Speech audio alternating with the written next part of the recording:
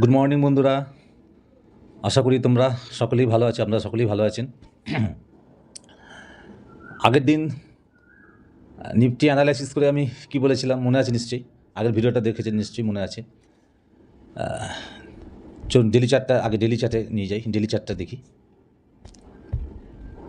দেখুন, আগের দিন আমি বলেছিলাম না যে এই যে 24,360 লেভেলটা ভীষণ ইম্পর্ট্যান্ট লেভেল। দেখুন এই লেভেলটাকে ব্রেকআউট তো দিয়েছে, কিন্তু ক্লোজিং সেই 24,360 লেভেলের নিচে এসে করেছে। সেই জন্য আমি কী বললাম যে 24,360 লেভেল থেকে আর এই যে 24,240, এই যে দুটো কমলা কালারের লাইন, হরিজেন্টাল লাইন আমি টেনেছি, এই লাইন দুটোর মধ্যে কোথাও যদি ওপেন হয়ে তারপরে যদি 24,360কে ব্রেকআউট দেয় এবং নিচের দিকে আবার একটা রিট্রেসমেন্ট নিয়ে আবার উপরের দিকে যায়, তাহলে একটা বাই সাইড এন্ট্রি নেওয়া যেতে পারে। আগের দিন দেখুন তাই করেছিল, এরকম আগের দিনকে দেখুন তাই করেছিল, দেখেছেন? এটা আওয়ারলি চার্ট খুলেছি, দেখুন ওপরে গিয়েছিল এরকম। এই যে গ্রিন ক্যান্ডেলটা, এই আলু চার্টে এই যে গ্রিন ক্যান্ডেলটা, আমি যদি এটাকে ধরি, আগে যে রেড ক্যান্ডেলটা, এই রেড ক্যান্ডেলটা ওপরে কিন্তু ক্লোজ করে না, ক্লোজ কিন্তু আবার 360-এ 24,360-এর নিচে এসে ক্লোজ করেছে। ঠিক আছে, আমি সবথেকে ভালোভাবে আমি আগে ছোটো একটু শর্ট টাইম ফ্রেমে দেখাই, 5 মিনিটের টাইম ফ্রেমে দেখালে এটা সবথেকে বেটার হবে। এই দেখুন কী বলেছিলাম যে এই যে দুটো কমলা কালারের রেঞ্জ 24,360 থেকে 24,240, এই রেঞ্জের মধ্যে কোথাও ওপেন হয়ে যদি নিফটি 24,360কে ব্রেকআউট দেয়, ওপরেই ক্লোজ করে এবং নেক্সট ক্যান্ডেল লাল হয়ে নিচের দিকে আসবে, তারপরে যদি ওপরের দিকে আবার গ্রিন ক্যান্ডেল করে মুভমেন্ট দেয়, তাহলে একটা বাই এন্ট্রি হতে পারে। আর ফার্স্ট টার্গেট কতটা থাকবে না 500, 24,500 লেভেল হচ্ছে বা 525 লেভেল হচ্ছে। এই যে মারাই আছে সবুজ গ্রিন ক্যান্ডেল, এই যে মারাই আছে গ্রিন কালারে, এটা হবে ফার্স্ট টার্গেট, কিন্তু কোনো গ্যারেন্টি নেই। কিন্তু দেখুন আমার অ্যানালিসিস অনুযায়ী আমি যে প্রসেসে কাজ করি সেটাই কিন্তু হয়েছিল। 30 তারিখে কী করেছিল, এই দেখুন এই যে বড় রেড ক্যান্ডেলটা 24,317-তে খুলেছিল, অর্থাৎ এই রেঞ্জের মধ্যে খুলেছিল। খোলার পরে এখানে কিছুক্ষণ কনসলিডেশন করার পরে দেখুন এই যে গ্রিন ক্যান্ডেলটা 9:35 গ্রিন ক্যান্ডেলটা দেখুন 24,360-এর উপরে ক্লোজ করেছে। করার পর ঠিক আমার প্রসেস অনুযায়ী দেখুন নেক্সট ক্যান্ডেল রেড হয়ে নিচে এসেছিল, এখানে লো মেরেছিল, মেরে দেখুন পরের ক্যান্ডেলটা গ্রিন হয়ে আবার দেখুন কী করলো না 24,360কে ও ব্রেকআউট দিল, দিয়ে মুভমেন্ট দিল। মুভমেন্টটা যে খুব একটা খারাপ দিচ্ছে তা না, খুব খারাপ দিচ্ছে তা না, মোটামুটি দেখুন 396, ধরুন 400, অর্থাৎ 40 পয়েন্টের মতো 38-40 পয়েন্টের মতো একটা মুভমেন্ট দিচ্ছে নিফটিতে। 40 পয়েন্ট মুভমেন্ট খুব একটা খারাপও বলা যাবে না, কিন্তু ফার্স্ট টার্গেট যেটা আমার ছিল 24,500 বা 525, সেই টার্গেটে আশপাশে যায়নি। কারণ প্রথম থেকে বলে আসছি কি যে ভীষণ চাপ আছে ওপর থেকে ভীষণ চাপ আছে। এবার চলুন ডেলি ক্যান্ডেলটা যাই, ডেলি চার্টে দেখুন, ডেলি চার্টটা দেখলেই বুঝতে পারবেন। দেখেছেন কিছুতেই ও দুবার চেষ্টা করলো, আগের দিন আর তার আগের দিন। এই দেখুন এই 29 এপ্রিল চেষ্টা করেছিল, ব্রেকআউট দিয়েছিল, কিন্তু সেই আবার 24,360-এর নিচের লেভেলে নিচে এসে ক্লোজ করলো। আবার আগের দিন দেখুন, গতকাল আগের দিন এরকম ব্রেকআউট দিল, কিন্তু আবার সেই নিচে এসেই 24,360-এর নিচে এসেই কী করলো, ক্লোজিং দিল। মানে ওপরে কিন্তু ও যেতে পারছে না, প্রচণ্ড বাধা পাচ্ছে, রেজিস্ট্যান্স নিচ্ছে। আমি বলেছিলাম আগের ভিডিওতেই বলেছিলাম যে এই যে 24,240 থেকে 24,360 এই লেভেলের মধ্যে খুলে যদি আবার 24,240-এর নিচে যদি ব্রেকডাউন শুধু ব্রেকডাউন করলেই হবে না, ডেলি চার্টে একটা ক্যান্ডেলকে ক্লোজ করতে হবে। যদি ক্লোজিং দেয় তাহলে সেক্ষেত্রে নেক্সট দিন আগের দিনের ক্লোজিং লেভেলের লোকে যদি ব্রেক করে নিচের দিকে কন্টিনিউ ট্রেড করতে থাকে, তাহলে 23,870, এই যে গ্রিন কালারের এই যে হরিজেন্টাল লাইনটা 23,870, এটা হবে ফার্স্ট টার্গেট। ঠিক আছে, এটা হবে ফার্স্ট টার্গেট। তো যাই হোক, কিন্তু দেখুন কী হলো কালকে, আগের দিন কিন্তু ঠিক তাই হলো। 24,240-কে কিন্তু দেখুন ব্রেকডাউন করলো, দেখেছেন ব্রেকডাউন করলো। এই দেখুন 200 দেখুন 24,200 পর্যন্ত লো মেরেছিল লাস্ট, কিন্তু কী করলো ও ক্লোজিং দিল কোথায় দেখুন 24,334-এর কাছাকাছি। এই দেখুন এখানে এসে ডেলি চার্টে কী করলো, ক্লোজিং দিল, অর্থাৎ 24,240-এর নিচে কিন্তু ক্লোজ করলো না। তাহলে আমার প্রসেস অনুযায়ী কী আছে যে আমি কিন্তু এখনও ডাউন সাইডের দিকে আমার ভিউ নেই, আমার ভিউ কিন্তু এখনও আপসাইডের দিকে। অর্থাৎ আমার এখনও কোথায় মনে হচ্ছে হয়তো নিফটি বা মার্কেট আর কি নিচের দিকে আসতে পারে, কিন্তু একটা কারেকশান হতে পারে। কারেকশান হলে কী হবে, 24,240-কে যদি ব্রেকডাউন করে আমার প্রসেস অনুযায়ী যদি ট্রেড করে, তাহলে হয়তো 23,870 এই লেভেল পর্যন্ত আসতে পারে। এরকম একটা কারেকশান হতে পারে। কিন্তু যেহেতু আগের দিন 24,240কে ব্রেক ডাউন তো করেছিল, লেভেলটাকে ভেঙে দিয়েছিল, কিন্তু দেখুন ক্লোজিংটা করেনি, সেই উপরে গিয়েই কিন্তু ক্লোজ করলো। অর্থাৎ আমার তাহলে ভিউ কিন্তু এখনও সেই আগের মতনই আছে, আমি আপসাইডেরই আমার ভিউ আছে, আমি এখনও এটাকে ডাউনসাইড ভিউ নেবো না।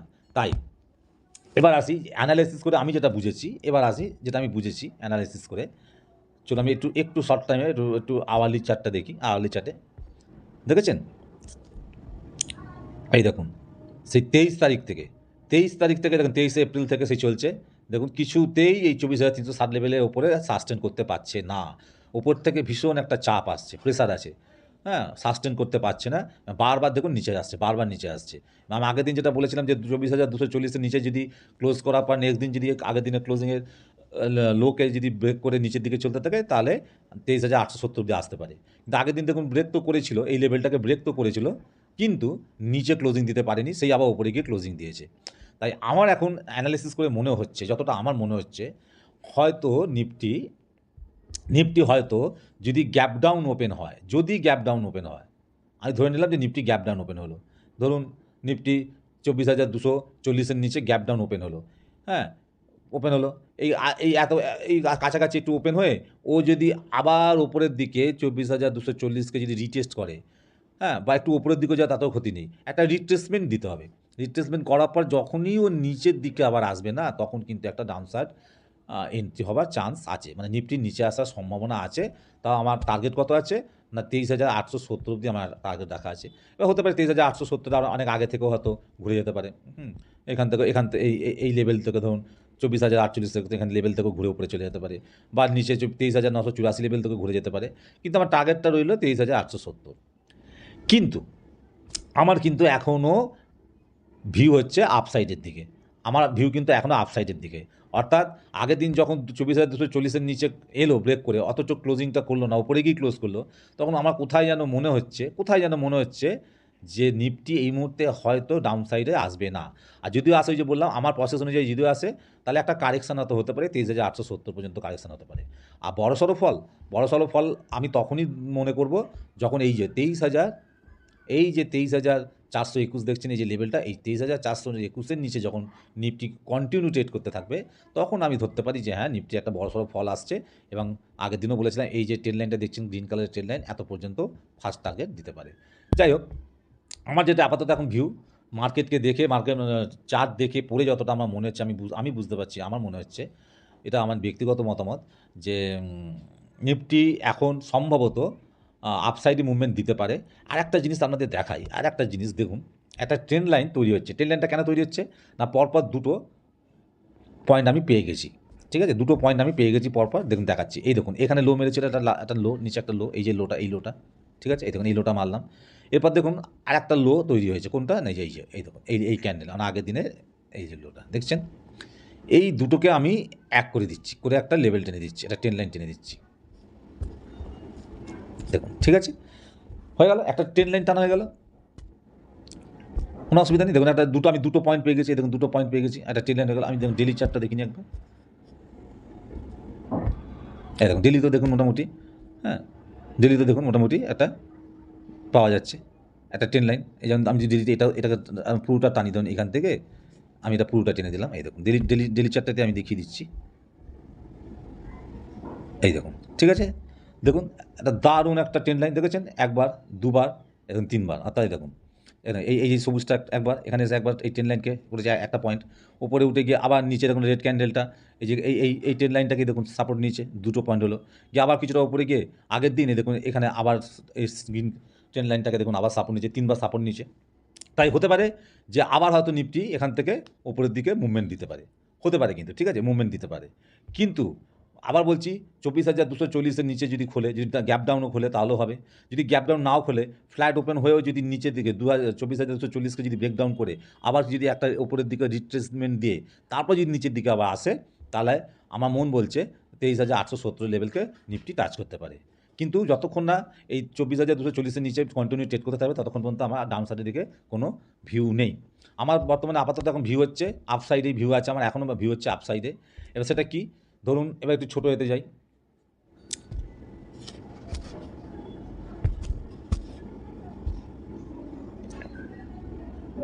এক সেকেন্ড, এক সেকেন্ড।